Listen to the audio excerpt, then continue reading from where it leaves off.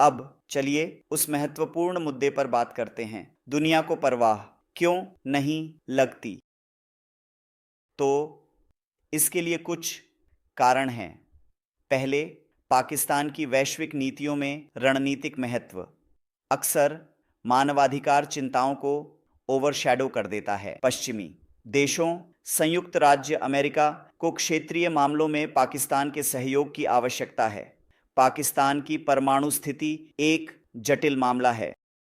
अंतर्राष्ट्रीय समुदाय बाई एक परमाणु सशस्त्र राष्ट्र को अस्थिर करने से बचने के लिए सावधानी से खतरे उठाता है।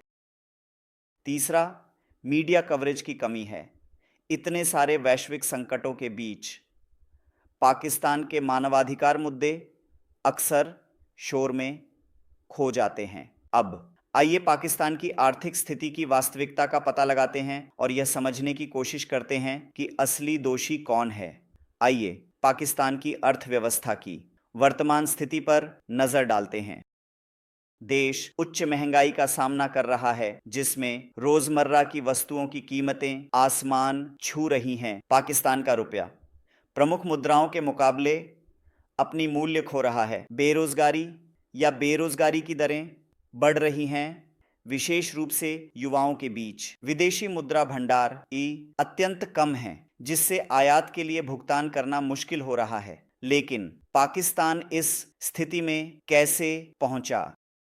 एक प्रमुख कारक देश की आयात पर निर्भरता है। पाकिस्तान अपने निर्यात से अधिक आयात करता है, जिससे व्यापार असंतुलन उत्पन्न होता है।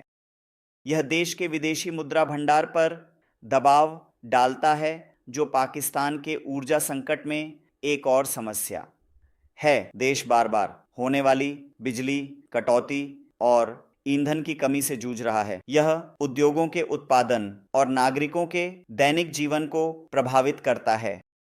सरकार को ईंधन के आयात पर बहुत खर्च करना पड़ता है, जिससे अर्थव्यवस्था और एन भी प्रभावित होती है।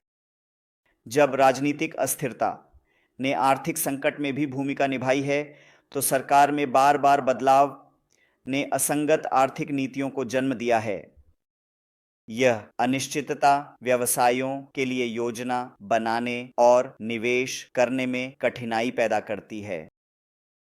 यह संभावित विदेशी निवेशकों को भी डराता है। अब आइए पाकिस्तान के कर्ज की समस्या पर बात करते हैं। देश ने अंतर्राष्ट्रीय ऋणदाताओं जैसे कि अंतर्राष्ट्रीय मुद्रा कोष से भारी उधारी ली है। ये ऋण कड़े शर्तों के साथ आते हैं, जिन्हें पूरा करना चुनौतीपूर्ण हो सकता है। इन ऋणों की चुकौती देश के वित्त पर एक महत्वपूर्ण बोझ डालती है। पाकिस्तान की अर्थव्यवस्था का एक प्रमुख क्षेत्र कृषि चुनौतियों का सामना कर रहा है। जलवायु परिवर्तन और जल की कमी ने फसल उत्पादन को प्रभावित किया है। यह न केवल खाद्य सुरक्षा को प्रभावित करता है, बल्कि निर्यात आय को भी कम करता है। कोविड-19 महामारी ने पाकिस्तान की अर्थव्यवस्था के लिए चीज़ों को और ख़राब कर दिया है।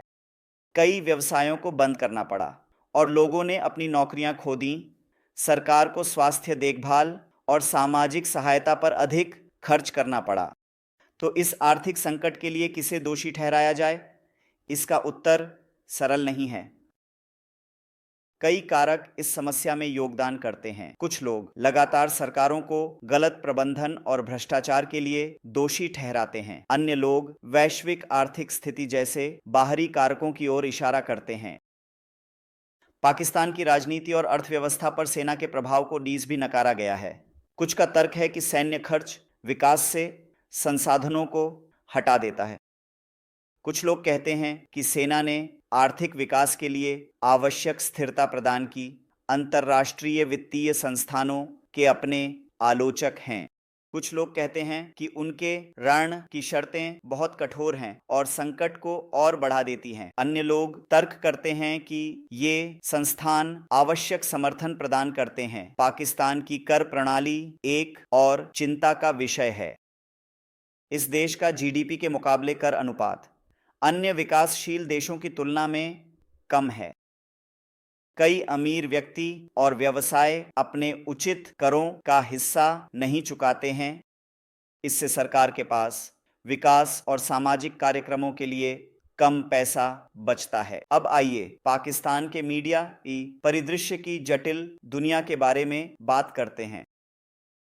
आइए थोड़ी इतिहास से शुरुआत करते हैं। पाकिस्तान के मीडिया ने 1947 में देश की स्वतंत्रता के बाद काफी प्रगति की है। प्रारंभिक दिनों में राज्य द्वारा संचालित टेलीविजन और रेडियो ने एयरवेव्स पर प्रभुत्व स्थापित किया। 2000 के दशक में तेजी से आगे बढ़ते हुए हमने निजी मीडिया आउटलेट्स में एक उछाल देखा। अचानक पाकिस्तान को समाचार स्रोतों और विचारों की एक विस्तृत श्रृंखला तक पहुंच मिल गई, लेकिन इस अनियोजित स्वतंत्रता के साथ नई चुनौतियां आती हैं। अब आइए पाकिस्तान के मीडिया की वर्तमान स्थिति का विश्लेषण करते हैं। कागज पर देश का संविधान भाषण और प्रेस की स्वतंत्रता की गारंटी देता है। अनुच्छेद 19 विशेष रूप से इन अधिकारों की रक्षा करता है, हालांकि कुछ सीमाओं के साथ। इस सीमा में राष्ट्रीय सुरक्षा, सार्वजनिक व्यवस्था और धार्मिक संवेदनशीलता शामिल हैं। सुनने में यह उचित लगता है ना? खैर, व्यवहार में यह हमेशा इतना सरल नहीं होता।